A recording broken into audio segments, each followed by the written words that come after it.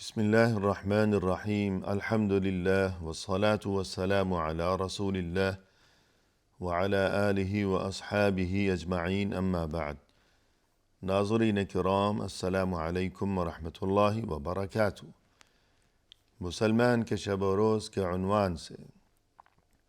اس programme کے ہمراہ ہم آپ کی خدمت میں حاضر ہیں، اور اس سے قبل گزشتہ ملاقات کے موقع پر گفتگو کی گئی اس بارے میں کہ ایمان اور اخلاق میں باہمی تعلق، اور ہم نے یہ تذکرہ کیا کہ رسول اللہ صلی اللہ علیہ وسلم نے روز اول سے ہی دنیا والوں کو جس طرح عقیدہ و ایمان کی درستی، یعنی ایک اللہ وحدہ لا شریک لہ کی عبادت کی جانب دعوت دی، تو بعینہ ہی اسی طرح بیک وقت روز اول سے ہی آپ صلی اللہ علیہ وسلم نے دنیا کو اخلاق و کردار کی درستی کی جانب بھی دعوت دی اور بلایا، جس سے یقیناً یہی بات واضح و ثابت ہوتی ہے کہ ایمان اور اخلاق میں بہت ہی گہرا تعلق ہے اور رشتہ ہے، اور مزید یہ کہ قرآن کریم میں اور اسی طرح رسول اللہ صلی اللہ علیہ وسلم کی احادیث مبارکہ میں آپ صلی اللہ علیہ وسلم کی پاکیزہ تعلیمات میں یہ صورتحال نظر آتی ہے کہ قرآن کریم میں بھی اور یہ کہ احادیث مبارکہ میں بھی جہاں کسی اچھے اخلاق کو اپنانے کا یا کسی بری عادت اور برے اخلاق سے بچنے کا حکم دیا گیا ہے، تو وہاں ایمان کا تذکرہ بھی کیا گیا ہے، کہ جس سے یہی یاد دہانی مقصود ہے کہ تم اس اچھی عادت کو اپناؤ یا اس بری عادت سے تم اپنا دامن بچائے رکھو، کیونکہ یہ اسی ایمان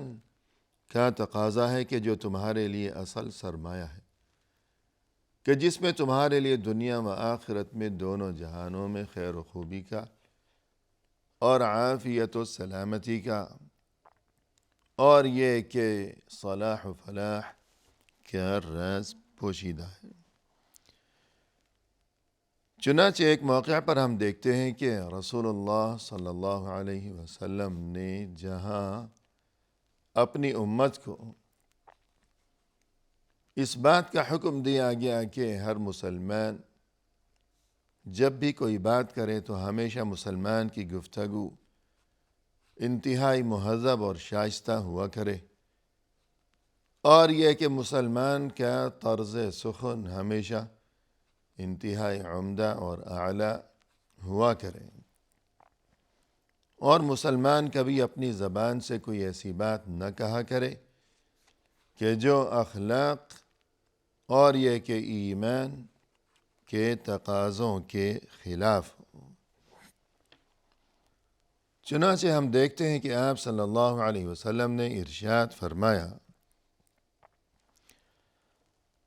کہ من کان یؤمن باللہ والیوم الآخر فلیقل خیرا او لیصمت، جو کوئی ایمان رکھتا ہو اللہ پر اور قیامت کے دن پر، تو پھر وہ ہمیشہ اچھی بات ہی کہا کرے، ورنہ یہ کہ وہ خاموش ہی رہا کرے۔ یعنی یہ حکم دیا گیا کہ مومن کی گفتگو ہمیشہ مہذب ہو، شائستہ ہو، عمدہ ہو، ہمیشہ اچھی بات کہا کرے، ورنہ یہ ہے کہ پھر خاموشی ہی بہتر ہے، وہ چپ رہا کرے، کہ اگر کچھ کہنا ہے، بولنا ہے تو زبان سے صرف اچھی بات ہی نکلے، ورنہ یہ کہ انسان کچھ نہ بولے، بس خاموش ہی رہا کرے، چپ چاپ بیٹھا رہے، کہ یہی بہتر ہے۔ تو یہاں ہم نے یہ بات دیکھی کہ آپ صلی اللہ علیہ وسلم نے جو یہ حکم دیا اور یہ تعلیم دی کہ ہمیشہ مسلمان کی گفتگو مہذب ہو، شائستہ ہو، تو یہاں بھی اسے یہ یاد دہانی فرمائی آپ صلی اللہ علیہ وسلم نے کہ یہ تمہارے ایمان کا تقاضا ہے، کہ ابتدا یوں فرمائی کہ من کان یؤمن باللہ والیوم الآخر، جو کوئی ایمان رکھتا ہو اللہ پر اور قیامت کے دن پر۔ تو یوں ہمیں اس حدیث مبارک میں بھی ایمان اور اخلاق میں باہمی تعلق خوب واضح نظر آ گیا ہے۔ اسی طرح رسول اللہ صلی اللہ علیہ وسلم نے جہاں امانت و دیانت کا حکم دیا اور ایفاء عہد یعنی وعدے کی پابندی، وعدہ وفا کرنا، وعدہ پورا کرنا، اور اگر کسی کے ساتھ کسی قسم کا کوئی معاہدہ طے پایا ہو تو پھر اس کی پابندی کرنا، عہد و پیما، قول و قرار، اس چیز کا لحاظ ہو، اس چیز کی خوب پابندی کی جائے۔ تو جہاں آپ صلی اللہ علیہ وسلم نے اس چیز کا حکم دیا، اس اچھے اخلاق کو اپنانے کی تاکید فرمائی، تو وہاں آپ صلی اللہ علیہ وسلم نے انداز یہ اختیار فرمایا کہ اس چیز کو بھی ایمان کے ساتھ جوڑ دیا۔ تو فرمایا آپ صلی اللہ علیہ وسلم نے لا ایمان لمن لا امانت له ولا دین لمن لا عہد له، کہ جس میں امانت نہیں تو پھر اس میں ایمان بھی نہیں ہے، اور جو کوئی عہد کی پابندی نہیں کرتا، وعدہ وفا نہیں کرتا، تو پھر اس کا دین بھی نہیں ہے۔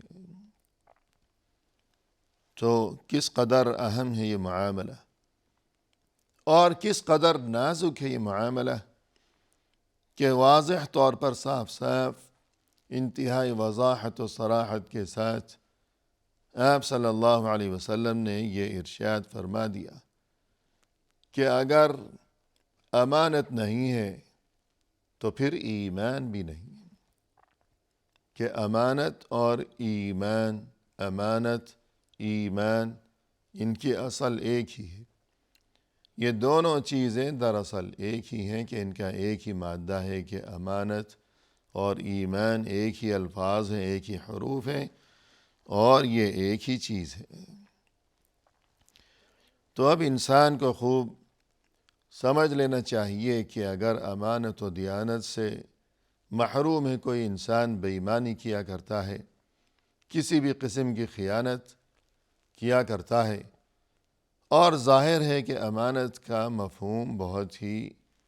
وسیع ہے اور بہت عام ہے۔ امانت کا مفہوم کہ امانت کا معنی صرف یہ نہیں کہ کسی کے پاس کوئی چیز بطور امانت رکھوائی گئی ہو، یا کچھ رقم، کچھ پیسے کسی کے پاس رکھوائے گئے ہوں تو یہ امانت ہے، یقیناً یہ بھی امانت ہے۔ لیکن امانت کا مفہوم صرف یہاں تک محدود نہیں ہے، بلکہ امانت میں بہت کچھ شامل ہے۔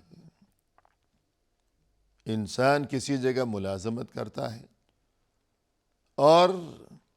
ملازمت کے موقع پر ایک مخصوص وقت، مخصوص مدت طے کی گئی ہے کہ اتنے گھنٹے روزانہ یہ وہاں کام کرے گا، حاضری دے گا، دفتری کام نپٹائے گا، اتنے بجے سے اتنے بجے تک وہاں حاضر رہے گا، موجود رہے گا۔ تو یہ چیز بھی امانت ہے کہ وقت پر پہنچنا، اور یہ کہ وقت سے پہلے وہاں سے نہ نکلنا، اور جو کام اس کے حوالے کیا گیا ہے بحسن خوبی وہ کام انجام دینا، خوب محنت کے ساتھ، اور یہ کہ خوب مہارت کے ساتھ۔ تو یہ چیز بھی امانت ہے۔ اور اسی طرح انسان کے ذمے اس کے اہل و عیال، اس کے بیوی بچے، وہ بھی امانت ہیں کہ ان کے حقوق کا خیال رکھنا، ان کے نان نفقے کا اور ضروری اخراجات کا انتظام کرنا، اور یہ کہ ان کے ساتھ حسن سلوک روا رکھنا، تو یہ تمام چیزیں انسان کے بیوی بچے بھی اس کے ذمے امانت ہیں، اور وہ اللہ کے سامنے اس امانت کے بارے میں جواب دہ ہے۔ تو امانت کے مفہوم کو یہ نہ سمجھا جائے کہ یہ صرف کوئی مال یا پیسوں کا معاملہ ہے۔ اسی طرح فرض کیجئے کہ اگر کوئی معالج ہے، کوئی طبیب ہے، کوئی ڈاکٹر ہے، تو اس کے ذمے اس کا ہر مریض امانت ہے کہ وہ خوب امانت داری کے ساتھ اس پر توجہ دے، اور یہ کہ دل جمعی کے ساتھ اس کے مرض کا علاج کرے۔ اگر کوئی کسی گاڑی کا ڈرائیور ہے، گاڑی چلا رہا ہے، تو گاڑی میں جتنے بھی افراد سوار ہیں وہ سب اس کے ذمے امانت ہے۔ اگر اس کی غفلت اور کوتاہی اور لاپرواہی کی وجہ سے کوئی حادثہ پیش آ گیا، خدا نخواستہ، اور کوئی نقصان ہو گیا، کوئی جانی نقصان ہو گیا، کوئی زخمی ہو گیا، تو گویا کہ اس کا گناہ اس کے سر پر ہوگا کہ ان سب کی سلامتی اس کے ذمے امانت ہے۔ تو اس سے یہی بات واضح ہوئی کہ جو کوئی اناڑی قسم کا آدمی ہے، یا یہ کہ محض کسی تعلق کی وجہ سے یا رشوت دے کر اگر لائسنس حاصل کر لیا ہے اور یوں وہ کسی جگہ ملازمت کرتا ہے، وہاں ڈرائیور کی حیثیت سے وہ فرائض انجام دے رہا ہے، اور خدا نخواستہ کوئی حادثہ پیش آ گیا، تو سب کا خون اس کے سر پر ہوگا۔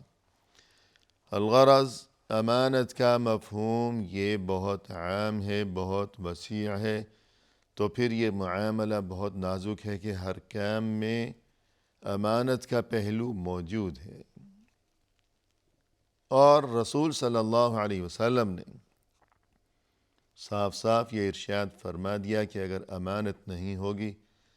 تو پھر اس بات کو سمجھ لینا کہ اس کا مطلب یہ ہوا کہ پھر تم میں ایمان بھی نہیں ہے، کہ ایمان اشہد ان لا الہ الا اللہ واشہد ان محمدً عبدہ ورسولہ، یہ گواہی دینا، اقرار توحید و رسالت کہ اللہ کے سوا کوئی عبادت کے لائق نہیں، اور یہ کہ محمد صلی اللہ علیہ وسلم اللہ کے بندے اور اس کے رسول ہیں، تو انسان یہ سمجھے کہ میرے دل میں تو اس بات پر پختہ ایمان موجود ہے، لیکن وہ وقت پر دفتر نہیں پہنچتا، اور یہ کہ بیوی بچوں کی جو ضروریات ہیں ان کا وہ خیال نہیں رکھتا، پڑوسی کے اور رشتہ دار کے اور مہمان کے جو حقوق ہیں، جو آداب، جو تعلیمات سکھائی گئی ہیں، ان سے وہ غافل ہے، اس کی نظر میں ان باتوں کی کوئی اہمیت ہی نہیں ہے۔ تو پھر اس کا مطلب یہ ہوا کہ محض اقرار توحید و رسالت کے جس کا وہ مدعی ہے، تو وہ چیز کافی نہیں ہے، کیونکہ اس ایمان کا تقاضا یہ ہے، اور اسی ایمان کے ساتھ اس چیز کا تعلق بھی جڑا ہوا ہے کہ پھر جب اللہ اور رسول صلی اللہ علیہ وسلم پر ایمان ہے، تو پھر جب ایمان ہے تو امانت بھی موجود ہونی چاہیے، پھر خیانت نہ کیا کرے انسان۔ اور اسی طرح وعدے کی پابندی، کہ فرمائے کہ جو کوئی وعدے کی پابندی نہیں کرتا، عہد و پیمان کا خیال نہیں رکھتا، تو پھر اس کا کوئی دین نہیں ہے۔ اسی طرح قرآن کریم میں بھی ہم یہی صورتحال دیکھتے ہیں کہ اللہ سبحانہ وتعالی کی جانب سے جہاں ان مؤمنین کی صفات کا تذکرہ کیا گیا کہ جن کے بارے میں اللہ کی طرف سے یہ خوشخبری دی گئی کہ حقیقی مؤمن تو یہی ہیں، اور یہی وہ لوگ ہیں کہ جن کے لیے اللہ کی طرف سے فلاح، یعنی ہمیشہ کے لیے کامیابی کا فیصلہ صادر ہو چکا، کہ یہی لوگ حقیقی کامیابی سے ہمکنار ہونے والے ہیں۔ فرمایا کہ قد افلح المؤمنون، یقیناً کامیاب ہو گئے مؤمن، اہل ایمان۔ کون ہے وہ اہل ایمان جو کامیاب ہو گئے؟ اللہ کے فیصلے کے مطابق جو کامیاب ہو گئے، تو آگے ان کی متعدد صفات کا تذکرہ کیا گیا اللہ عز و جل کی جانب سے۔ تو انہی صفات میں سے ایک صفت اللہ کی طرف سے یہ بھی بیان کی گئی کہ والذین هم لأماناتهم وعہدهم راعون، کہ یہ وہ لوگ ہیں کہ جو امانت کی حفاظت کیا کرتے ہیں اور وعدے کی پابندی کیا کرتے ہیں۔ کہ امانت کی حفاظت، اور اگر کسی کے ساتھ کوئی وعدہ کیا ہے، کوئی قول و قرار ہے، کوئی عہد و پیما ہے، تو پھر اس کی پابندی کیا کرتے ہیں، نہ یہ کہ وعدہ خلافیوں کے سلسلے ہوں یا امانت میں خیانت کے اور بے ایمانی کے معاملات ہوں۔ اسی طرح ہم دیکھتے ہیں کہ ایک طرف ایمان اور دوسری جانب ہے نفاق، منافق قسم کا انسان۔ یا تو ایک شخص وہ ہے جو کہ بالکل واضح اور علی الاعلان کافر ہے، تو اس کے بارے میں تو معاملہ ہی الگ ہے، اس کے بارے میں تو ہم گفتگو ہی نہیں کر رہے، وہ اپنی جگہ، ہم اپنی جگہ، ہر ایک کا معاملہ اللہ کے حوالے۔ گفتگو چل رہی ہے مؤمن کے بارے میں، وہ لوگ جو کہ ایمان کے مدعی ہیں۔ تو اگر کوئی حقیقی مؤمن ہے تو پھر ایمان کا تقاضا یہ ہے کہ اس کا اخلاق بھی درست ہونا چاہیے، ورنہ یہ کہ اگر اس کے اخلاق میں کوئی کمی ہے، اس کا اخلاق درست نہیں ہے، تو اس کا مطلب یہ ہوگا کہ اس کا ایمان بھی درست نہیں ہے، اس کا ایمان کامل نہیں ہے، اس کا ایمان ناقص ہے، کہ شاید وہ مؤمن نہیں ہے کہ صرف زبان سے وہ ایمان کا دعوے دار ہے، لیکن ایمان کی دولت سے وہ محروم ہے، پھر اس کا مطلب یہ ہوا کہ وہ منافق ہے۔ جیسا کہ رسول اللہ صلی اللہ علیہ وسلم نے فرمایا، آیت المنافق ثلاث، اذا حدث کذب واذا وعد اخلف واذا اؤتمن خان۔ فرمایا کہ منافق کی 3 نشانیاں ہیں، جب بات کرے گا تو جھوٹ بولے گا، جب وعدہ کرے گا تو وعدہ خلافی کرے گا، اور جب اس کے پاس کوئی امانت رکھی جائے گی تو وہ امانت میں خیانت کرے گا۔ الغرض، اگر کسی کا اخلاق درست ہے، اگر کوئی خود کو حقیقی مومن سمجھتا ہے، تو پھر اس کا تقاضا یہ ہے کہ اس کا اخلاق بھی درست ہی ہونا چاہیے۔ اور اگر کسی میں خدا نخواستہ اخلاقی کمزوری ہے، تو پھر اس کا یقینی مقصد یہی ہوگا کہ اخلاقی کمزوری ہے، تو پھر اس کا مطلب یہ ہوا کہ اس میں ایمانی کمزوری بھی ہے، کہ اس کا اخلاق کمزور ہے تو ایمان بھی کمزور ہے۔ وآخر دعوانا ان الحمد للہ رب العالمین۔